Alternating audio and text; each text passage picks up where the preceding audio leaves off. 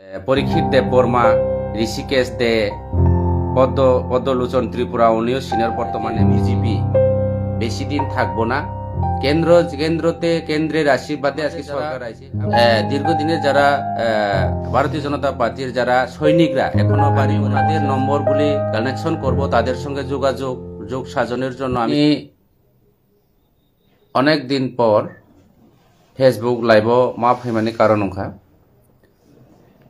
आं सियो तिप्रा मुथा एवं बीजेपी जों जुट सरकार तिप्रा मुथा एवं बीजेपी जुट सरकार तै फानो तिनी बीजेपी नि जे बिरुद्धे बीजेपी नि बिरुद्धे या बीजेपी नि जे नीतिगत नि बिरुद्धे तिनी स्पेसो एवं विभिन्न न्यूज चैनल राउनो इनवाइट गे आं मा सामने कारण ओंखा तिनी खूब दुखेर विषय तिनी आंबो दुख नांगो एवं आं हाय खलाय सारा त्रिपुरा राज्यग किछु लिडार राव अमहायके कष्ट खलायजाक अ पार्टीनि बागै अमहाय गोबां मा दङ।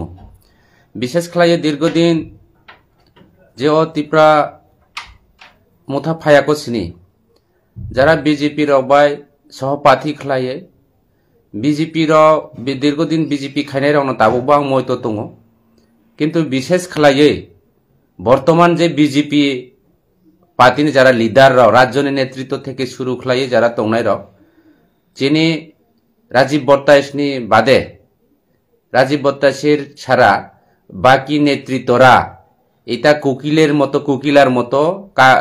मतो करे काकेर बासाय डिम देवा हयेछे एवं उरिया या जुरिया बइछे तादेर मध्य कोनो इया नाई जेइभाबे आमादेर दीर्घदिनेर जरा भारतीय जनता पार्टी जरा नेतृत्वरा আমরা দেখছি চড়াইয়ের মতো বাবুই পাখির মতো করে মানুষের সাজানো গোছানো বিল্ডিং বাড়িতে মানুষের সংগঠন করা একটা পার্টি, যে পার্টিকে জিরো থেকে হিরো করার যে নেতৃত্বরা এখন বিজেপিতে নাই, যেমন আমার মতো আরো অনেকে আছে, যার কারণে আমি আজকে ফেসবুক লাইভে এসে আমাদের যারা দীর্ঘদিনের যারা বন্ধুত্ব যারা আছেন, বিশেষ করে আমাদের দুর্দিনে যারা বিজেপি আমরা একসাথে বিজেপি করার সময় আমাদের ইয়ারা আছে, বিশেষ করে আমাদের রাজনীতিক বলা যায় রাজনীতিক গুরু রণজয় কুমার দেব থেকে শুরু করিয়া গৌরাঙ্গ পাল, নীলমণি দেব, যেমন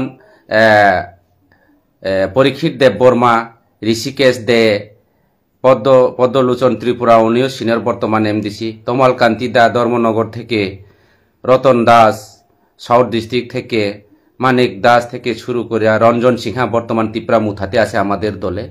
এইভাবে করে দীর্ঘদিন যারা নেতৃত্বরা তাদের কোনো দাম নাই, তাদের কোনো মূল্যায়ন নেই, যার কারণে নিশ্চিত আমি বলতে পারি যে এই ভারতীয় জনতা পার্টি সরকার একমাত্র সময়ের অপেক্ষা।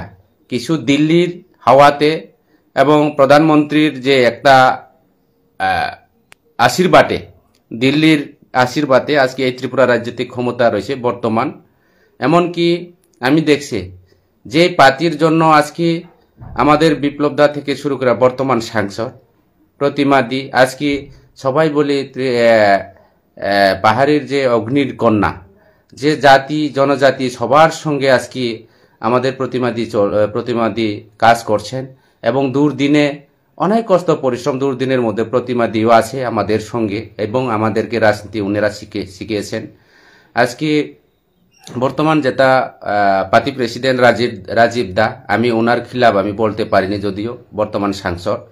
এখানে রেপতি দাও আছে, রেপতি দারে তো বর্তমান বিজেপি পার্টিরা ওই বাড়ির কোনা বিলাইয়ের মতো করে রাখা হয়েছে, কোনো দায়িত্ব দেওয়া হয় না, যার কারণে আমি জানি নিশ্চিত আমি বলতে পারি এবং গ্যারেন্টি দিয়ে আমি বলতে পারি আগামী দিনে এই ত্রিপুরা রাজ্যের বিজেপি বেশি দিন থাকবো না।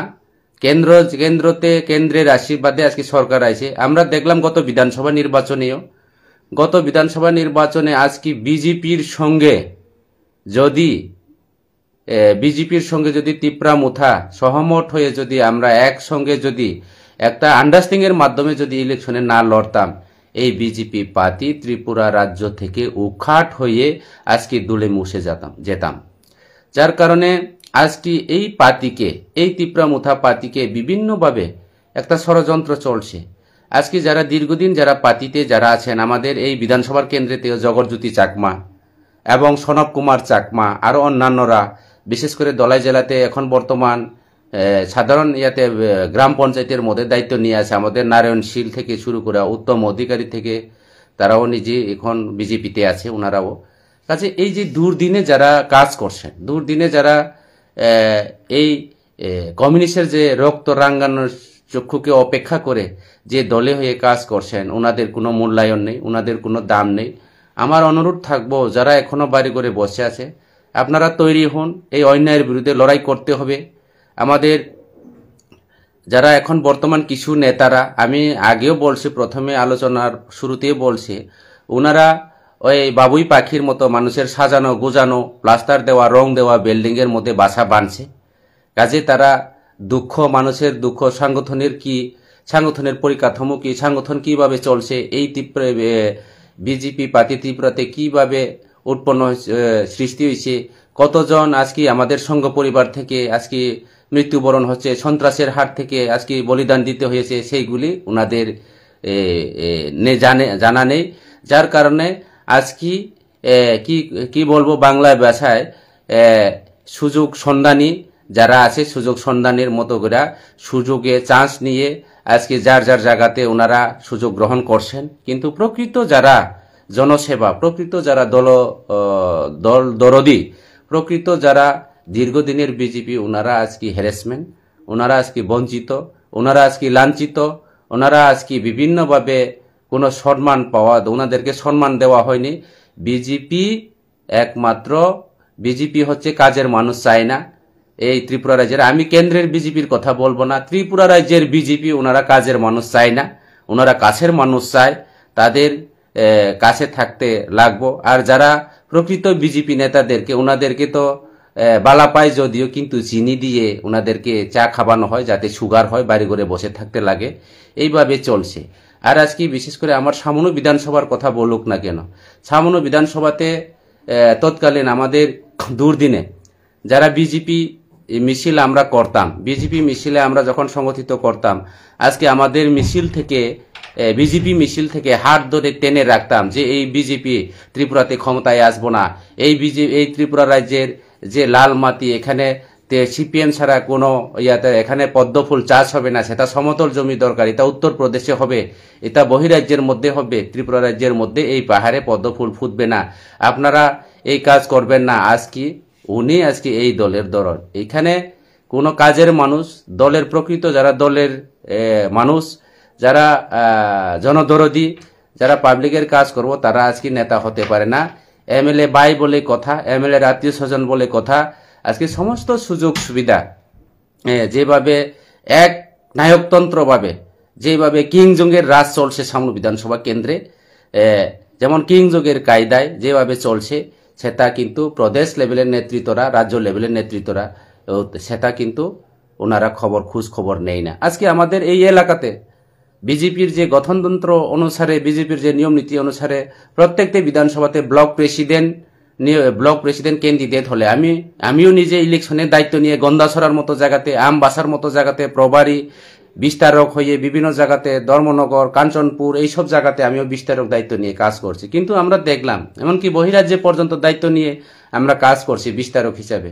কিন্তু বর্তমান যেটা বিজেপি, যেটা নব্য বিজেপি, যেটা উড়িয়া জুড়িয়া যারা বসে আছেন পার্টিতে, যারা মানুষের সাজানো গোজানোর মধ্যে সিংহাসনে যারা বসে আছেন, ওনারা সুযোগ সন্ধানে ওনারা সুযোগে গ্রহণ করা হয়েছে।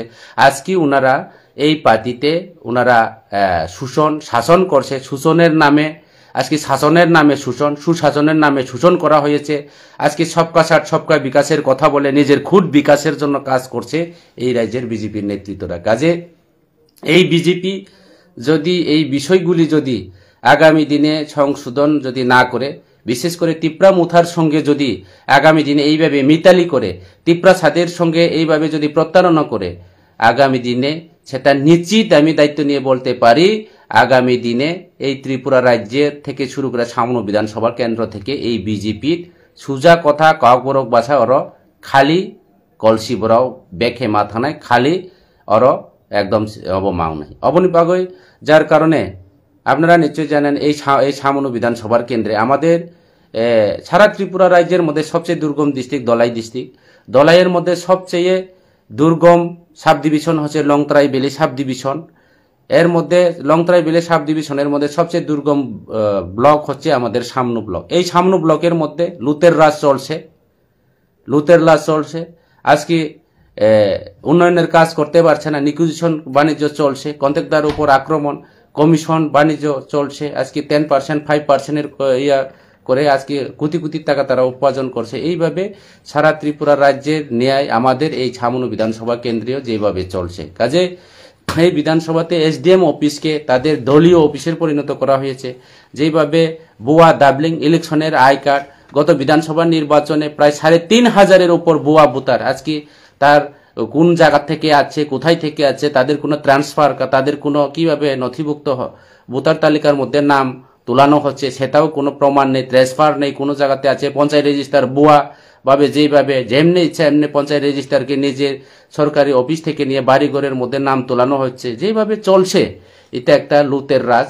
যার কারণে আমি আজকে যে সভাতে আমি দাবি রাখছি যাতে লংতরাই বেলি নাম পরিবর্তন করে যাতে এটা লুতের বেলি, লুতের রাজ বেলি হিসাবে, যে বুয়া বেলি হিসাবে নাম রাখার জন্য আমি আমার লংতরাই বেলির যারা আমজনতা, যারা জনগণ, জাতি জনজাতির অংশের মা বোনদের কাছে আমি অনুরোধ রাখছি যে ইলেকশনের মধ্যে একজন ভোটার অধিকার ভারতবর্ষের সংবিধানের মোতাবেক, উনি গণতন্ত্রের মোতাবেক হ্যাঁ ভোটার অধিকার ঠিক আছে, যে কোনো ব্যক্তি ভোট দান করতে পারে, কিন্তু তাদের যে একটা হাউস নম্বর, তাদের যে একটা পরিবারের সদস্য, তাদের যে কোন হাউস নম্বর থেকে আসে, তাদের সিরিয়াল থেকে শুরু করে তার বাবা বা মা এটা থাকার, কিন্তু বাবার নাম কি বললে অন্যান্য, এইভাবে চলছে। এইভাবে করে এখনো প্রত্যেকটা গ্রামের মধ্যে আমাদের বাংলাদেশ নাগরিকরা এমনি অবৈধভাবে আছে, বিভিন্ন বাড়ি করে ওনারা বসে আছে, তাদেরকে সরকার চিহ্নিত করার দরকার। আজকে এইভাবে আগামী দিনে এই সামনে বিধানসভার কেন্দ্রে যতই বলুন না কেন সবকা সাথ সবকা বিকাশ, কিন্তু সবার বিকাশ এখনো হয়নি। এখনো আমাদের থালছড়া গোবিন্দ বাড়িতে কারেন্ট নেই। আজকে রাজদর মালিদরের মধ্যে ডিএম ট্যুর চলছে, প্রোগ্রাম চলছে, নিশ্চয়ই দেখছেন রাস্তাঘাট নেই, পানীয় জল নেই। বিভিন্ন সমস্যাতে আমাদের এই সামনু বিধানসভা কেন্দ্র এখনো জর্জরিত। যার কারণে আমি কেন্দ্র সরকারের কাছে দৃষ্টি আকর্ষণ করব, কেন্দ্র ভারতীয় জনতা পার্টি সরকার যেহেতু আছে, ওনারা যদি জনজাতির জন্য বা তিপ্রাসাদের জন্য ওনারা কাজ করে থাকে, যাতে এইসব এলাকাকে ওনারা বিবেচনা করা হোক। এবং আমাদের যারা দীর্ঘদিনের যারা ভারতীয় জনতা পার্টির যারা সৈনিকরা এখনো বাড়ি করে বসে আছে, আমি ওনাদের নম্বরগুলি কানেকশন করব, তাদের সঙ্গে যোগ সাজনের জন্য আমি চেষ্টা করব। কাজে আপনারা যেইভাবে প্রতারণা হয়েছে সেটা তো আপনারা নিশ্চয়ই জানে। আমি যেইভাবে প্রতারণা হয়েছে এই ভারতীয় জনতা পার্টি দল করার পর, নিজে যেই ব্যক্তিকে দলে আনার পর, আজকে এমএলএ হওয়ার পর নিজেকে অ্যাভয়েড করে যেভাবে চলছে, নিজে পার্টি অফিসে ঢুকলে পরে তার যে চেলা চামুন্দাকে পার্টি অফিস থেকে বের হয়ে যাও, হে পার্টি অফিসে ঢুকলে আমরা ঢুকবে না, এইভাবে একটা চলছে। কাজে এই কারণে সে একটা কথা আছে, দেখো আমরা একটা আমাদের ধর্মের মধ্যে বলা আছে যে মূর্খ 100 জনের সঙ্গে স্বর্গে থাকলে কোনো লাভ হবে না, কোনো শান্তি পাবে না। আমরা পণ্ডিত যে একজনের সঙ্গে বা 5 জনের সঙ্গে পাতালে থাকলেও ভালো। আমরা ক্ষমতা না থাকলে এখন শান্তিতে আছে, আমরা বিরোধী পজিশনে থাকলেও শান্তি আছে, কিন্তু ক্ষমতা থাকলেও শুধু ওয়ান সাইড ভাবে, একচিটিয়া ভাবে, এক কায়দায়, যে কিং জংয়ের কায়দায়, যে উত্তর কোরিয়ার কায়দায় যে প্রশাসন, সেই প্রশাসনকে আমরা সমর্থন করতে পারি না। কাজে আগামী দিনে আমাদের দীর্ঘদিনের কর্মীরা, যারা দীর্ঘদিন এই বিজেপি সরকারকে প্রতিষ্ঠাতা করার জন্য যারা রক্ত যে দিয়েছেন, যারা জান দিয়েছেন, ওনারা আজকে বঞ্চিত। আমি তাদের হয়েও আমি কেন্দ্র সরকারের কাছে এবং অনুরোধ রাখবো, পার্টির কাছে অনুরোধ রাখবো, আমি যদি আরেকটা দলে হোক না কেন, কিন্তু পার্টি আলাদা জিনিস, সম্পর্ক আলাদা জিনিস, বন্ধুত্ব আলাদা জিনিস। পার্টির কেউ কোনো পার্টির সঙ্গে হোক, সিপিএম কংগ্রেস যে কোনো পার্টি হোক, কেউর সঙ্গে ব্যক্তিগত শত্রু না। পার্টি আমরা করি বা কংগ্রেস করি বা বিজেপি করুক না কেন, যে কোনো পার্টি করুক না কেন, আমি ত্রিপুরা মুথাতে বর্তমান আছি, পার্টির কেউর সঙ্গে দীর্ঘ চিরশত্রু না। পার্টি হচ্ছে নীতিগত শত্রু, নীতিগত লড়াই। আমরা কেন রাজনীতি করি বা জনসেবা করার জন্য আমরা দায়িত্ব নিয়ে আছি, যাতে প্রত্যেকটা মানুষের কাছে এই চিন্তা ভাবনা, এই চেতনাগুলি যাতে থাকে আমি সমস্ত যারা শান্তিপ্রিয় যারা নেতৃত্বরা যারা দীর্ঘদিনের যারা ইয়ারা তাদের কাছে এই মানসিকতা যদি তৈরি হয় তবে আশা করব আগামী দিনে আমাদের এলাকা শান্তি সম্প্রীতি বজায় রাখবো। আমি লাস্ট একটা কথা বলবো, তিপ্রা মুথা পাতি কোনো একটা সম্প্রদায় দল নয়, তিপ্রা মুথা পাতি কোনো একটা জাতের দল নয়, তিপ্রা মুথা পাতি শুধু তিপ্রা সাদের পাতি নয়, তিপ্রা মুথা পাতি পাহাড়ির বাঙালির পাতি। আমাদের বুবাগরা শান্তি সম্প্রীতির পক্ষে, বুবাগরা সন্ত্রাসী বিশ্বাস করে না, বুবাগরা যার কারণে এনএলএফটি এটিটিএফ জঙ্গিকে আজকে স্বাভাবিক জীবনে ফিরে আনার জন্য আজকে এটিটিএফ একর থেকে শুরু করে টিএমবি একর থেকে শুরু করে বর্তমান এনএলএফটি একট আমাদের বুবাগরা করেছেন। যেভাবে এটিটিএফ এনএলএফটিকে স্বাভাবিক জীবনে আসার জন্য কেন্দ্রের সঙ্গে এবং জঙ্গিদের সঙ্গে যোগাযোগ করে আজকে শান্তি সম্প্রীতি বজায় রাখার জন্য এক ত্রিপুরা শ্রেষ্ঠ ত্রিপুরা করার জন্য আমরা তো প্রচেষ্টা চালিয়ে যাচ্ছি, কিন্তু এই রাজ্য সরকার আমাদেরকে অ্যাভয়েড করার জন্য একটা ষড়যন্ত্র করার জন্য আমাদের পাহাড়ি বাঙালি একটা মিলন সেতু শান্তি সেতুকে বিনষ্ট করার জন্য অতীতের পূর্বপুরুষের আমাদের একটা মিলন, সেই মিলনকে বিনষ্ট করার জন্য একটা প্রচার চলছে, প্রয়াস চলছে, চেষ্টা চলছে। কাজে সেটাকে আমরা রুখে দাঁড়াতে হবে, যার কারণে আমরা আজকে থেকে শুরু করলাম। আগামী দিনে আমাদের ডিমান্ড যদি ফুলফিল না হয় আমাদের আন্দোলন এখানে শেষ নয়, আগামী দিনে আরো বৃহত্তর আন্দোলন চলবে। ধন্যবাদ সবাইকে। যতন খুলুম বাইখা।